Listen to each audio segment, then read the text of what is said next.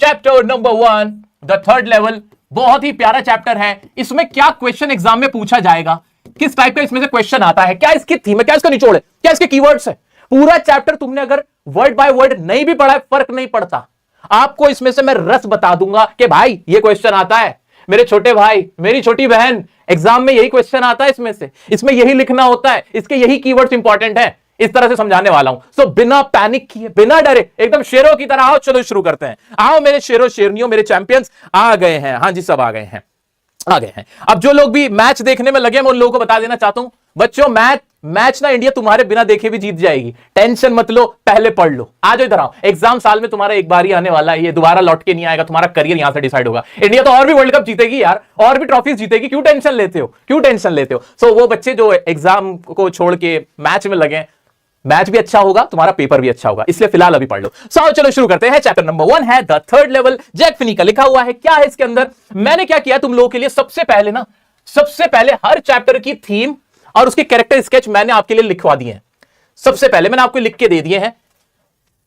जैसे third level है, इसकी ना तुम्हें थीम पता होनी चाहिए पूरे चैप्टर की कि इसमें है क्या, और इसका जो कैरेक्टर है, इसके जो कैरेक्टर्स हैं जो भी चैप्टर के, उनका कैरेक्टर स्केच वो हमें पता होना चाहिए। फॉर एग्जाम्पल इसकी थीम क्या है, the theme of the third level by Jack Finney revolves around the escape from reality and the human desire for peace and security. ये लाइन घोल के पी जाओ, सभी मेरे साथ एक बार बोलो, सभी मेरे छोटे बहन भाई, ये तुम्हारा बड़ा भाई तुम्हें कुछ बता रहा है, आओ चलो सुनो, आओ मुन्ना मुन्नियो जल्दी देखो कि इसकी थीम क्या है। इट रिवॉल्व्स अराउंड, किस चीज के अराउंड घूमती है, एस्केप मतलब क्या होता है सर, एस्केप मतलब किसी चीज से छुपना या बचना, एस्केप फ्रॉम रियलिटी या फ्रॉम हार्श रियलिटी, जो जिंदगी की कड़वी सच्चाई है उससे एस्केप करना, and human desire for peace and security, और जो इंसान का डिजायर होता है उसे पीस चाहिए, सुकून चाहिए, और सुरक्षा चाहिए, और सिक्योरिटी चाहिए। तो द थर्ड लेवल के अंदर मोटा मोटा क्या है मेरा बच्चा, मोटा मोटा यही है, it revolves around escape from harsh reality, जो हार्श रियलिटी उससे एस्केप करने के बारे में है, और दूसरा ह्यूमन डिजायर किस चीज का डिजायर होता है ह्यूमन को, उसे पीस चाहिए और सिक्योरिटी चाहिए।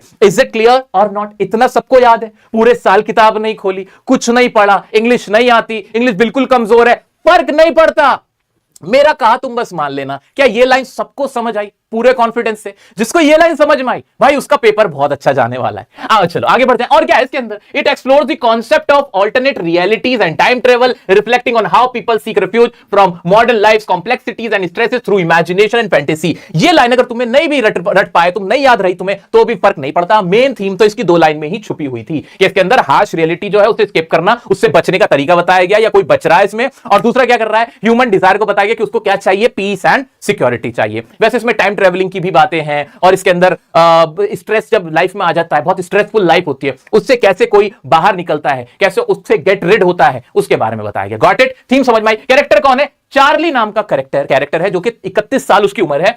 क्या करता है ये नर्वस है, यंग ऑप्टिमिस्टिक मैन है, हॉबी उसकी क्या है, कलेक्टिंग स्टैम्प हॉबी है, afraid to live in the violent society, उसे वायलेंट सोसाइटी में रहना अच्छा नहीं लगता, desire to visit a peaceful and idyllic place, उसे किसी पीसफुल जगह जाने का दिल करता है। He regularly expresses his desire to escape the ordinary reality of his daily existence and is also a dreamer, और एक डे ड्रीमर भी है। तो इसमें एक कैरेक्टर तो हमारा ये है। दूसरा कैरेक्टर कौन है, लुइजा, जो कि उसकी वाइफ है। लुइजा कौन है, चार्ली की वाइफ है। चार्ली कौन है, 31 साल का एक नौजवान है, और उसकी वाइफ कौन है, लुइजा उसकी वाइफ है। इतना सबको क्लियर हो गया? हाँ सर, इतना तो हमें आराम से क्लियर हो गया। लुइजा कैसी एक practical, level headed and rational person है, वो प्रैक्टिकल है। चार्ली ड्रीमर है, वो सपने देखता है, डे ड्रीमर है, लेकिन लुइजा प्रैक्टिकल है। Louisa helps her husband stay grounded by reminding him of his responsibilities. Louisa अपने हस्बैंड चार्ली की हेल्प करती है। कैसे हेल्प करती है, उसे कहती है ग्राउंडेड रहो, इमेजिनेशन में मत जियो, हेल्यूसिनेशन में मत जियो। हेल्यूसिनेशन एक वर्ड होता है, इसका मीनिंग क्या है सर, ये भी बता दो। हेल्यूसिनेशन यानी सपनों की दुनिया में रहना, भ्रम में जीना, उसे बोलते हैं हेल्यूसिनेशन। ये क्या है, हेल्यूसिनेशन। कौन करता है हेल्यूसिनेशन, हमारा चार्ली। कौन सा चैप्टर पढ़ रहे हैं मेरा बच्चा, कौन सा चैप्टर पढ़ रहे हैं, द थर्ड लेवल। और उसमें हमने क्या पढ़ा, चार्ली नाम का एक कैरेक्टर है, उसकी वाइफ लुइजा है। चार्ली क्या है, ड्रीमर है, इमेजिनेशन करता है, हेलुसिनेशन में रहता है, स्ट्रेस्ड भी है, थोड़ा सा उसको स्ट्रेस है, हार्श रियलिटी जो वर्ल्ड है उससे डरता है, वायलेंट सोसाइटी से डरता है, एक पीसफुल वर्ल्ड में जाना चाहता है, एक पीसफुल दुनिया बनाना चाहता है। वहीं उसकी वाइफ क्या करती है, लुइजा क्या करती है। अभी तो मैं तुम्हें पढ़ाना शुरू भी नहीं किया, अभी तो मोटी मोटी बातें हो रही हैं, पढ़ाया नहीं मैंने अभी तुम्हें, ये तो मैं ऐसे मोटी मोटी बातें कर रहा हूं, बातचीत चल रही है, तो टेंशन मत लो। लुइजा क्या है, लुइजा उसकी वाइफ है, वो कैसी है, रेशनल का मतलब सही सोच समझ के विचार करके निर्णय लेने वाला इंसान, जो डिसीजन लेता है चीजों को देख के, फैक्ट्स के ऊपर। रैशनल है, प्रैक्टिकल है और बहुत ज्यादा हेल्पिंग नेचर की है, अपने हस्बैंड जो चार्ली है उसकी हेल्प करती है। दो कैरेक्टर इसके मेन है, हमने पढ़ लिए। और तीसरा कौन है? तीसरा कौन है? तीसरे कैरेक्टर से भी मिलवाता हूं। तीसरा उसका फ्रेंड है जो कि साइकेट्रिस्ट है, जिसका नाम है सैम। क्या नाम है? सैम। तो दो कैरेक्टर पढ़े, तीसरा सैम पढ़ा। सैम कौन है? साइकेट्रिस्ट फ्रेंड है किसका? चार्ली का। प्रैक्टिकल है, सेंसिबल इंडिविजुअल है जो अपनी लाइफ को एंजॉय करता है। इसके बारे में बहुत ज्यादा नहीं है। ठीक है, इतना क्लियर हो गया सबको? इतना क्लियर हो गया? हाँ सर इतना क्लियर हो गया। आप चैप्टर पढ़ा दो, कैरेक्टर से इंट्रोड्यूस करा दिया है, हाँ इसकी थीम क्या है वो भी पढ़ा दिया सर, हाँ अब बताओ इसके अंदर है क्या, अब बताओ इसके अंदर है क्या। आ जाओ, आओ, पहले मोटा मोटा फिर छोटा छोटा। आओ मेरा बच्चा, आ जाओ।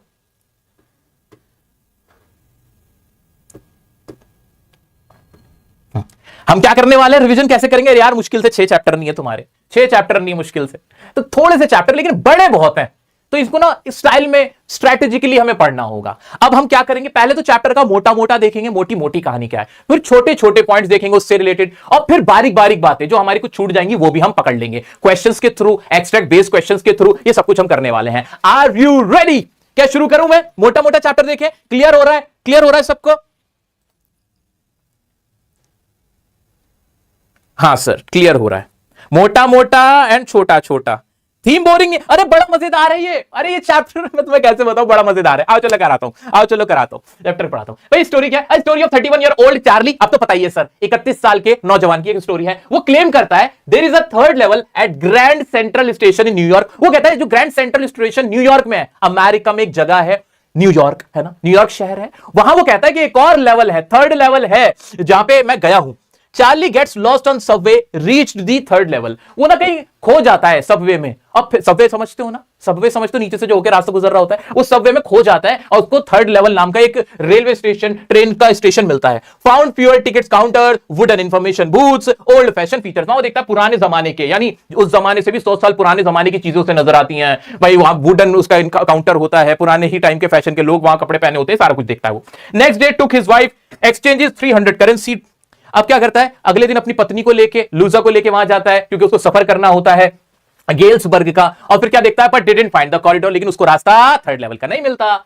He cannot find out the corridor, उसको कॉरिडोर नहीं मिलता है। Charlie's friend Sam Vanern also disappeared। और उसका जो साइकेट्रिस्ट फ्रेंड होता है जिसका नाम सैम हमने पढ़ा था, वो भी अचानक से गायब हो जाता है। Charley found a letter from Sam inviting Charley to Galesburg. और उसको फिर एक लेटर मिलता है जहां पे सैम उसको कहता है कि तुम गेल्सबर्ग में आ जाओ। ये थी मोटी मोटी कहानी, पूरा निचोड़ इस कहानी का यही है। अब धीरे धीरे इसको पढ़ते हैं कि इसमें क्या है, डिटेल में समझते हैं। मोटा मोटा मेरा बच्चा, मेरे बहन भाइयों, हमने देख लिया है। अब हम देखने जा रहे हैं इसका छोटा छोटा। आ जाओ आ जाओ। दिल्ली से कौन कौन है एक बार बताना मुझे? दिल्ली से कौन कौन है? दिल्ली वालों, दिल्ली से कौन कौन है? किस किस के शहर में मेट्रो है? मेट्रो है सबके शहर में। कैलकाटा में भी है आई थिंक, अब तो आगरा में भी चल गई है। मुझे मेरे किसी फ्रेंड ने बताया कि आगरा में मेट्रो चल गई है। तो मेट्रो स्टेशन पे जब जाते हैं तो बहुत बिजी मेट्रो स्टेशन रहता है ना, बहुत बिजी मेट्रो स्टेशन रहता है। फॉर एग्जांपल दिल्ली वालों, अगर तुम राजीव चौक मेट्रो गए होंगे तो वहां तुम्हें बड़ी भीड़ दिखाई देगी। बड़ा वहां पे बहुत बड़ा मेट्रो स्टेशन है, आप खो जाते हो, वहां समझ ही नहीं आता कौन सा रास्ता कहां है। इसी तरह का रास्ते पे ना चार्ली चला जाता है। ये कहानी सेट होती है, आज के टाइम की नहीं है। ये समझो तकरीबन 1930-40 के आसपास की कहानी मान के चलो तुम इसको। तो ये पुराने टाइम के वक्त की कहानी है, पुराने टाइम की कहानी है। क्या होता है आओ देखते हैं। चल नहीं रहा क्या? अब भी है? अच्छा चल तो रहा है।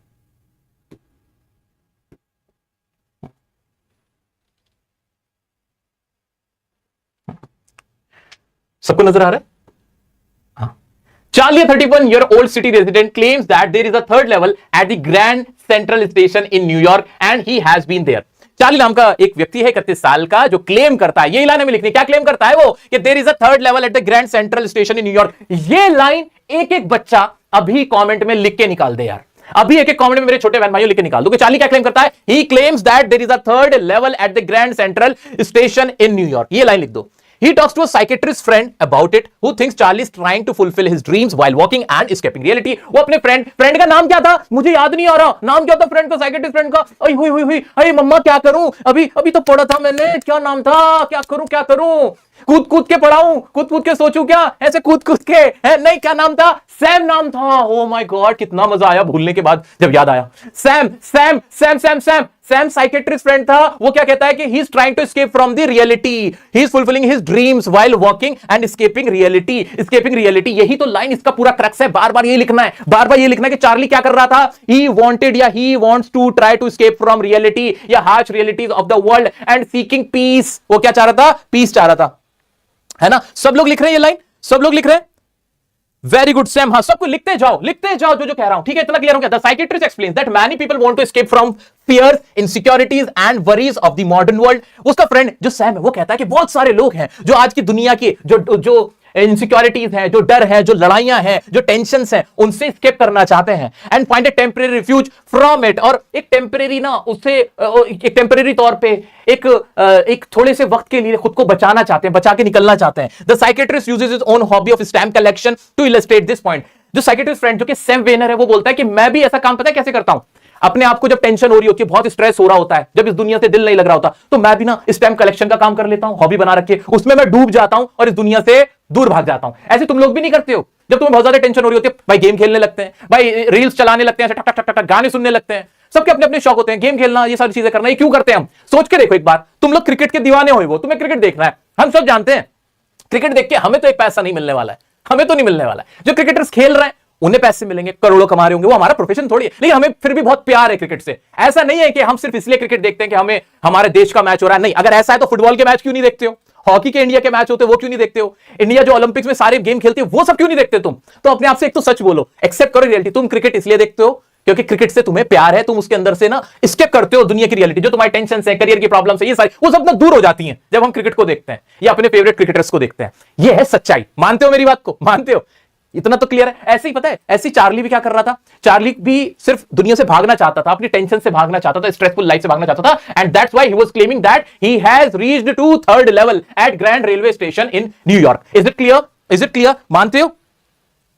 वेरी गुड, सब लोग ये लिख रहे हैं। बहुत बढ़िया, बहुत बढ़िया। मैं तुम्हें पहले बता दूं वैसे, फॉर योर काइंड इंफॉर्मेशन, मुझसे बड़ा क्रिकेट का फैन कोई नहीं होगा। आज का जो मैच छोड़ के मैं तुम्हें पढ़ा रहा हूं ना, इससे बड़ा सेक्रीफाइस शायद मैंने आज तक कुछ नहीं किया होगा। मैं सबसे बड़ा क्रिकेट फैन हूं, लेकिन मेरे लिए तुम्हारा एग्जाम सबसे इंपॉर्टेंट है, सबसे इंपॉर्टेंट है। क्या मेरा दिल नहीं हो रहा विराट कोहली को देखने का लाइव? लगता है तुम्हें? मैं बचपन से, मुझे किसी चीज का शौक नहीं, ना गाड़ी, ना बाइक, ना कुछ और। मुझे अगर किसी चीज का आज तक शौक रहा है वो क्रिकेट है। मैं आज भी खेलता हूं बच्चों के साथ। मैं उसे सेक्रीफाइस कर रहा हूं सिर्फ तुम्हारे लिए, क्योंकि तुम्हारा पेपर है। जब मैं तुम्हारे लिए सेक्रीफाइस कर रहा हूं तो तुम खुद के लिए तो कर ही सकते हो ना यार। ठीक है, मैच इंडिया जीत जाएगा, हम ऐसी उम्मीद करेंगे, और होगा, कोई नहीं, टेंशन मत लो। तुम इधर आओ, अभी ये तुम्हारे लिए जरूरी है। आ जाओ, आ जाओ बच्चा, आ जाओ। Charlie finds the grand Central station confusing at times and has gotten lost on the subway a few times। अब कहानी आगे पता चलती है कि चार्ली कैसे थर्ड लेवल स्टेशन, जो थर्ड लेवल है रेलवे स्टेशन का, वहां कैसे पहुंचता है। तो बताया जाता है, हमें पता चलता है कि जो ग्रैंड सेंट्रल स्टेशन है ना, वहां वो काफी कंफ्यूजिंग है। फॉर एग्जांपल, तुम्हारा राजीव चौक मेट्रो स्टेशन बहुत बड़ा है, तुम्हारे शहर का जो बहुत बड़ा मेट्रो स्टेशन है ना, वो सोच लो, या रेलवे स्टेशन जो है वो बहुत बड़ा होता है। तो कई बार वहां खो चुका था, कई बार वहां खो चुका था। Once he ended up in the lobby of the Roosevelt hotel and another time he found himself 3 blocks away from an office building. एक बार तो रूजवेल्ट होटल की लॉबी में पहुंच गया था, और एक बार अपनी ऑफिस की बिल्डिंग से 3 ब्लॉक्स दूर वहां पहुंच गया था। हाउएवर, कहां गया?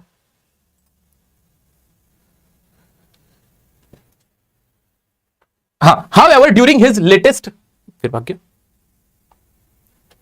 However, during his latest trip, he gets lost again and ends up on the unique third level। लेकिन इस बार वो थर्ड लेवल पे पहुंच गया। ये इंपॉर्टेंट लाइन नहीं है, ये इंपॉर्टेंट लाइन नहीं है। अच्छा मुझे बताओ, 2 बार जब चार्ली खोया था तो कहां कहां पहुंचा था? कहां कहां पहुंचा था? इंग्लिश में वो सेंटेंस लिखो, इंग्लिश में वो सेंटेंस लिखो जल्दी से। कमेंट भर दो, कमेंट चलते रहने चाहिए। जो पोल हो रहा है, पोल का आंसर होता रहना चाहिए। अभी प्रैक्टिस हो जाएगी, सब याद रह जाएगा। Charlie walks through a silent hallway, turning left and going downhill until he reaches an old station that looks very different from the 2 familiar levels। तो चार्ली ऐसे हॉल में से होते हुए, नीचे होते हुए, टर्निंग लेफ्ट की तरफ जाते हुए, गोइंग डाउनहिल, नीचे की तरफ गया। और तब तक जब वहां पहुंचा तो उसने देखा था एक पुराना एक रेलवे स्टेशन उसके सामने था, जो कि बहुत डिफरेंट था 2 अलग रेलवे स्टेशन से, जो लेवल थे, इनफैक्ट जो 2 लेवल थे उनसे अलग था। This small room has fewer ticket counters and train gates, a wooden information booth and old fashion features like wavering gas lights and brass spittoons. अब ये इंपॉर्टेंट है, ये इंपॉर्टेंट है, ये जो येलो कलर से मार्क हुआ हुआ है, ये इंपॉर्टेंट है। एग्जाम में पूछा जाएगा कि how third level was different from other 2 levels. कि जो थर्ड लेवल था, जो रेलवे स्टेशन सोचो ना, एक रेलवे स्टेशन है, उसके 3 लेवल है, 3 फ्लोर समझ लो, first floor, second floor, third floor. तो जो थर्ड फ्लोर था, जो तीसरा लेवल था, तो नीचे होगा ना, ऊपर तो नहीं होगा, रेलवे स्टेशन नीचे होगा। तो तीसरा लेवल अलग कैसे था, अलग कैसे था? पहले दूसरे तो सही सही थे, लग रहे थे आज के जमाने के जैसे नॉर्मल होते हैं, लेकिन तीसरे लेवल में प्रॉब्लम पता है क्या थी? उसका लुक बहुत अलग था। वहां पे ना टिकट काउंटर थोड़े से थे और ट्रेन गेट्स ना थोड़े से थे। वुडन इंफॉर्मेशन डेस्क था, लकड़ी का बना हुआ इंफॉर्मेशन बूथ था वहां पे। पुराने जमाने की चीजें थी, जैसे गैस लाइट जो थे वो भी पुराने जमाने के थे, और ब्रास स्पिटून डस्टबिन की तरह समझ लो वो भी ब्रास के थे। विच remind Charlie of the architecture from the 1800, जो कि कैसे लग रहे थे? 1800 ईस्वी में लग रहे थे। अब जल्दी से बता दो वो सारी चीजें जो जिनसे थर्ड लेवल डिफरेंट था। यही सारी लाइन एक बार लिख के बता दो, यही सारी लाइन जल्दी से लिख के बताओ। He sees people wearing outdated clothes, और वो देखता है कि लोग पुराने जमाने के कपड़े पहने हुए हैं। एंड चेक्स अ न्यूज़पेपर, और फिर क्या करता है वो ना, ऐसे न्यूज़पेपर देखता है और कहता है अबे ये तो इसमें ये डेट क्या पड़ी हुई है इसके अंदर। वो देखता है उसमें डेट जो पड़ी हुई थी वो डेट थी 11 जून 1894, 1894 की उसके अंदर डेट थी न्यूज़पेपर के अंदर। तो इससे कंफर्म हो गया कि वो पुराने जमाने के किसी रेलवे स्टेशन पे या लेवल पे आ चुका था। तो क्या करता है, न्यूज़पेपर पढ़ता है। उस न्यूज़पेपर का नाम क्या था? The world. एग्जाम में मेरा बच्चा, मेरी छोटी बहन, मेरे भाई, मेरा छोटा भाई, मेरा मुन्ना सुनो, मेरी मुन्नी सुनो, एग्जाम में क्वेश्चन क्या पूछा जाता है कि what is the name of the newspaper, या what was the name of the newspaper which Charlie read. जो चार्ली ने पढ़ा उस न्यूज़पेपर का नाम क्या था? तो क्या नाम था? The world. क्या न्यूयॉर्क नाम था? नहीं। क्या डॉन नाम था? नहीं। उसका नाम था दी वर्ल्ड। और डेट क्या थी? 11 June 1894। When Charlie tries to buy 2 ticket, Charlie जाता है और कहता है 2 टिकट दे दो मुझे। He realizes he needs to use old currency। वहां पर जो टिकट देने वाली आंटी होती है ना, वो बहुत ज्यादा उसको ऐसे देखती है कि ये कौन सी करेंसी दे रहे हो, ये कौन सी करेंसी दे रहे हो, क्योंकि वो पुराना जमाना था, पुराने जमाने की करेंसी वहां पे चलती थी। तो नए जमाने की करेंसी उसको दे रहा था, तो वो वहां पे एक्सेप्ट नहीं हुई और उसको टिकट्स नहीं मिले। इज इट क्लियर और नॉट? यहां तक सबको सब कुछ क्लियर है? आगे बढ़ते हैं। आ जाओ आ जाओ, मैं टाइम नहीं खर्च करना चाहता यार, कम आ जाओ। He had always dreamed of traveling to Galesburg. अब इंपॉर्टेंट पॉइंट पता है इस कहानी में क्या है? इस कहानी का सबसे इंपॉर्टेंट पॉइंट है गेल्सबर्ग। क्या है? गेल्सबर्ग। ये याद रखना, गेल्सबर्ग में एक बहुत खूबसूरत जगह है, एक बहुत ब्यूटीफुल प्लेस है जहां चार्ली जाना चाहता है। कौन जाना चाहता है? चार्ली। क्यों जाना चाहता है? बहुत पीसफुल है वहां, बहुत पीसफुल है, शांति जिसे कहते हैं, सोलेस है, ब्यूटीफुल है, वहां ट्रीज हैं बहुत सारे। ये इंपॉर्टेंट पॉइंट है। तो चार्ली वहां इसलिए जाना चाहता था क्योंकि वो दुनिया की सच्चाई से दूर भागना चाहता है, जितनी इनसिक्योरिटीज, टेंशन, स्ट्रेस उससे दूर भागना चाहता है, क्योंकि उस जमाने में वर्ल्ड वॉर और ये सब कुछ बहुत चल रहा होता था। तो उस सबसे दूर जाना चाहता है, कंट्रीज लड़ रही होती थी, दंगे हो रहे होते थे, उन सबसे भागना चाहता था। इसलिए उसे गेल्सबर्ग जाना था अपनी बीवी, अपनी पत्नी लूजा के साथ। Got it? हाँ। तो he had always dreamed of travelling to Galesburg with his wife Louisa, a town he remembered as wonderful with big houses, large lawns and trees. क्या क्या है वहां पे? बड़े बड़े घर है, लार्ज लॉन्स है, बड़े बड़े लॉन्स है, और एंड ट्रीज, और बहुत सारे पेड़ हैं वहां पे। The area has long summer evenings and a relaxed atmosphere which appeal to him. जल्दी से कमेंट में लिख डालो कि गेल्सबर्ग कैसा है। गेल्सबर्ग कैसे, जरा लिख के दिखाना सब लोग कमेंट में। सब लोग कमेंट में गेल्सबर्ग बताना कैसा है, गेल्सबर्ग की क्या खासियत है, फीचर्स बताओ गेल्सबर्ग के। मैं आगे बढ़ता हूं। गेल्सबर्ग जाना चाहता था। चलो भाई। During lunch the next day he exchanges $300 for old currency. अगले दिन वो क्या करता है, तब तो वापस आ जाता है अपने घर और आके अपनी पत्नी जो लूजा होती है उसको बताता है कि ऐसे ऐसे मैं आज थर्ड लेवल पे पहुंचा था। अब वहां ना फिर वो प्लान करता है कि अपनी पत्नी के साथ करेंसी को एक्सचेंज करके टिकट लेके गेल्सबर्ग जाएगा। $300 को वो एक्सचेंज कर लेता, which believes will be cheaper there. उसे लगा था कि 300 के बदले में मुझे 300 मिल जाएंगे, कोई इतना महंगा थोड़ी होगा। He is not bothered by the fact that the amount only comes to $200। लेकिन 300 जो नई करेंसी उसने दी, अब पुरानी करेंसी जो उसने ली तो उसके बदले उसे 200 करेंसी मिली, यानी $100 का उसने नुकसान उठाया। कितने डॉलर का? $100 का उसने नुकसान उठाया। कैसे कि जो डॉलर उसने $300 दिए, अब बदले में उसे पुरानी करेंसी के कितने डॉलर मिले? 200। 100 का उसने लॉस उठाया, 100 का उसने लॉस उठाया, लेकिन वो हैप्पी था, बट वो बॉदर्ड नहीं था। वो बॉदर्ड नहीं था। क्यों बॉदर्ड नहीं था? क्योंकि वो गेल्सबर्ग जाना चाहता था। He was satisfied, he was happy to go to Galesburg, he was so excited for that। वो उसकी वजह से बहुत एक्साइटेड था। मेरा बच्चा एग्जाम में क्वेश्चन आएगा कि why was he satisfied even, why was he not bothered? वो bothered क्यों नहीं था, परेशान क्यों नहीं था, despite having 100 currency, $100 loss, $100 या चीपर करेंसी होने के बावजूद भी, वो लॉस होने के बावजूद भी, $200 मिलने के बावजूद भी वो बॉदर्ड क्यों नहीं था? क्योंकि वो खुश था कि वो गेल्सबर्ग जाना चाहता था। However, he can't find the corridor that leads to the third level again। When his wife finds out, she tells him to stop searching। लेकिन उसको कॉरिडोर यानी वो दरवाजा, वो रास्ता नहीं मिला जिसकी मदद से वो थर्ड लेवल पे वो जा पाता। उसे दोबारा वो थर्ड लेवल नहीं मिला। जब वो बहुत ज्यादा परेशान रहने लगा तो उसकी वाइफ लूजा उसको बोलती है कि you don't need to search for third level, stop it. और वो उसको सपोर्ट करती है। पहले तो वो भी हेल्प करती है उसको ढूंढने के लिए थर्ड लेवल में और वहां से गेल्सबर्ग जाने के लिए, बट जब वो देखती है ऐसा कुछ नहीं है तो प्रैक्टिकल होती है और उसको मना करती है कि उसको रुक जाना चाहिए, थर्ड लेवल की तलाश अब नहीं करनी चाहिए। Charlie's friend Sam Weiner, whom he shared his idea about Galesburg with, also disappears unexpectedly and his wife spends weekends looking for him. लेकिन अचानक क्या होता है, चार्ली तो रुक जाता है, लेकिन उसका जो फ्रेंड होता है सैम वेनर साइकेट्रिस्ट, वो अचानक गायब हो जाता है और उसकी वाइफ हफ्तों उसको ढूंढती है और वो नहीं मिलता. Charlie inherited the hobby of collecting stamps from his grandfather. Charlie को स्टैम्प कलेक्शन की एक आदत थी जो कि इसकी ग्रैंडफादर से थी, जो उसको इनहेरिटेड थी, उससे मिली थी अपने ग्रैंडफादर से, स्टैम्प कलेक्शन करने की, स्टैम्प को कलेक्ट करने की. पहले के जमाने में ना स्टैम्प निकलते थे, वो लोग कलेक्ट करते थे, ऐसे मतलब तरह के tickets. One day, while going through his stamp collection, he discovers a letter addressed to his grandfather in Galesburg, which has the postmark of a faded 6-cent stamp with a picture of President Garfield. एक दिन वो अपने दादाजी के letter ऐसे ऐसे खगाल रहा था, तो उसको एक लेटर मिलता है और जो उसके दादाजी के नाम पे था, गेल्सबर्ग के एड्रेस पे था, और उस एड्रेस में क्या लिखा हुआ था, और उस लेटर में क्या लिखा हुआ था, उस लेटर में क्या लिखा हुआ था, यही होगा ठीक. What surprised me more is that the letter was not there before. पहले वो लेटर वहां नहीं था, अभी अभी आया था. द लेटर रिटर्न ऑन 18 जुलाई 1894 और उसमें डेट पड़ी हुई थी 18 जुलाई 1894 की डेट पड़ी हुई थी, यानी पहले के सालों की, बहुत पुरानी डेट पड़ी थी. Invites Charlie and Louisa to Galesburg and is from his psychiatrist friend Sam. और ये लेटर किसने लिखा था पता है, उसके साइकेट्रिस्ट फ्रेंड सैम ने. मतलब पागलों का इलाज करते करते खुद पगला गया मुन्ना हमारा सैम वेनर. साइकेट्रिस्ट था, खुद लोगों का इलाज करता था, दूसरों को बताता था कि तुम डे ड्रीमिंग कर रहे हो, you want to escape from realities and that is why you thinking, you claim that there is a third level at Grand Central station. But in actual, he was suffering from some kind of depression and stress, and that's why he wrote a letter to Charlie and invited him. और क्या करता है उसके, invited him to Galesburg, और Galesburg उसको invite करता है. Sam mentions in the letter that he has moved to Galesburg. वो उसको बताता है कि वो तो Galesburg चला गया है and invested $800 in old currency bills for his business. और उसने जो साइकेट्रिस्ट का काम है वो छोड़ के $800 बिजनेस में इन्वेस्ट कर दिया और वहां वो नया बिजनेस कर रहा है, ओल्ड करेंसी में कन्वर्ट करा लिया उसने पैसे, और वहां जाके वो सेटल हो चुका है. वो उसको भी इनवाइट करता है, चार्ली को भी, गेल्सबर्ग के अंदर. So this is a beautiful story. एक मूवी का नाम है the shutter island, Leonardo DiCaprio की मूवी है. वो मूवी भी कुछ इस तरह की मूवी जैसी ये कहानी है, मतलब उसका भी एंड बड़ा अजीब सा है. वहां भी ऐसा लगता है कि कुछ बड़ा सीरियस होने वाला है और पता चलता है कि नहीं, वो खुद ही जो साइकेट्रिस्ट था वही पागल था. ऐसे यहां पर हुआ है कि क्या जो साइकेट्रिस्ट फ्रेंड था वो खुद ही डिप्रेशन में था बेचारा, और ये जो हमारा चार्ली ये भी डिप्रेशन में. कुल मिला के इस चैप्टर से हमें ये सीखने को मिलता है कि जब हम प्रॉब्लम्स, ये जो हमारे आसपास वर्ल्ड के अंदर प्रॉब्लम्स हैं, जितनी इनसिक्योरिटीज है, वॉर है, जो फियर है, जो हमारा स्ट्रेस है, हम उससे एस्केप करना चाहते हैं. इस चैप्टर में तुम्हें इस लाइन को, इस वर्ड को खा जाना है. कौन सा? ये वर्ड जो है एस्केप. किस चीज से एस्केप करना है, किस चीज से बच के भागना है? लाइफ की जो हार्श रियलिटीज है. बच्चों एग्जाम में क्वेश्चन आएगा, वो बता रहा हूं मैं तुम्हें, एग्जाम में जो क्वेश्चन आएगा, हार्श रियलिटीज से भागना. और किस चीज से भागोगे?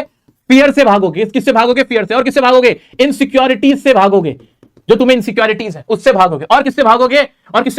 वॉर से भागोगे. और किससे भागोगे? वायलेंस जिसे बोलते हैं, हिंसा से भागोगे. इन सब चीजों से तुम भागोगे. और तुम किस लिए भागोगे? क्या चाहिए तुम्हें? क्या चाहिए? क्या सीख करने के लिए? क्या अचीव करने के लिए? क्या पाने के लिए?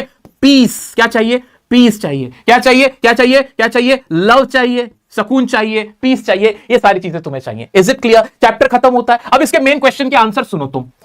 मैं तुम्हारे सामने इसके मोस्ट इंपॉर्टेंट क्वेश्चन लिख रहा हूं. मैं तुम्हारे सामने इस चैप्टर के मोस्ट इंपॉर्टेंट क्वेश्चन, जो क्वेश्चन इससे बनते हैं बस, वो तुम्हारे आगे लिख रहा हूं. आप सभी को कमेंट के अंदर उनके आंसर लिखने हैं. 1-2 लाइंस में, 3-4 वर्ड्स में बस लिखते चले जाओ. पहला क्वेश्चन क्या बनता है? चार्ली क्या क्लेम करता है? जल्दी से पहले इसका आंसर लिख के बताओ. चार्ली का क्लेम क्या होता है? चार्ली का क्लेम क्या है ये बताओ. How is third level? दूसरा question, how is third level different?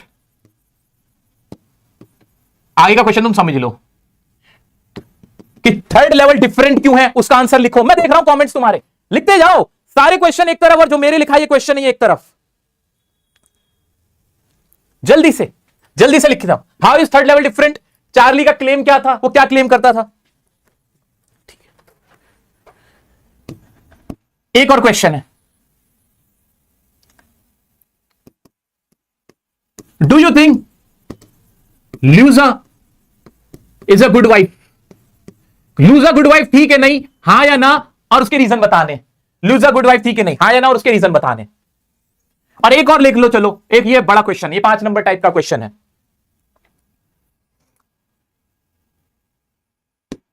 Why do people want to escape from reality?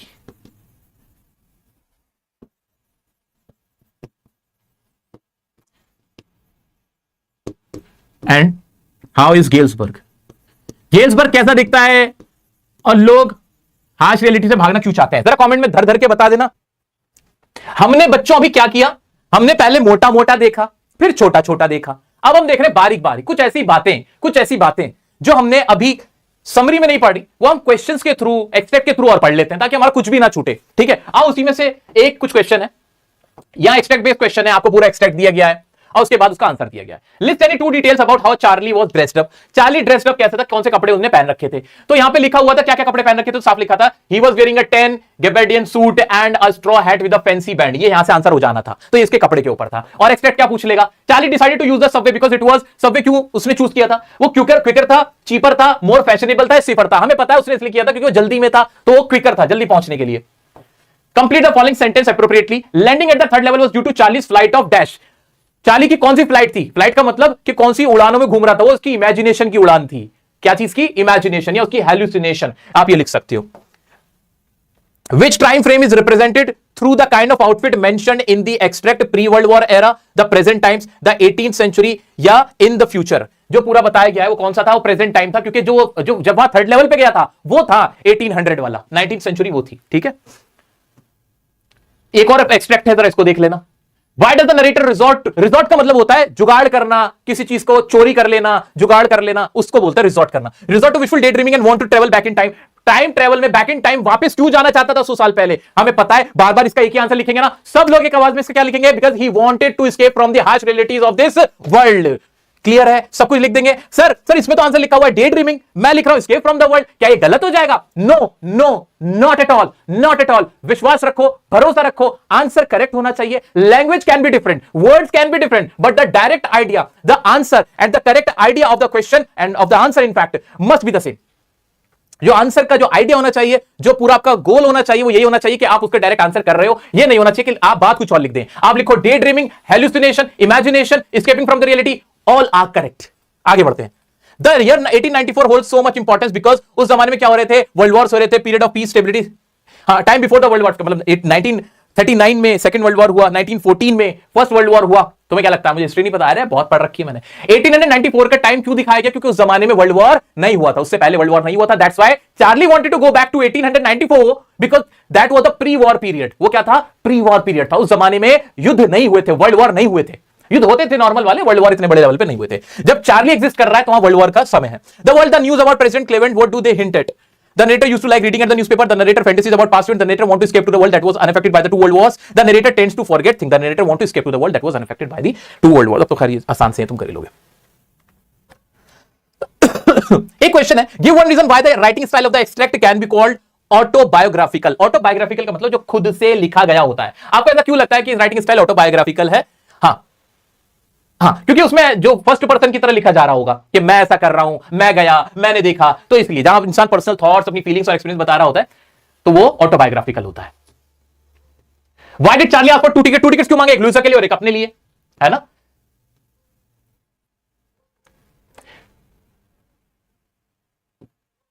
इसका आंसर गलत है, चीट नहीं होगा, एस्केपिस्ट होगा।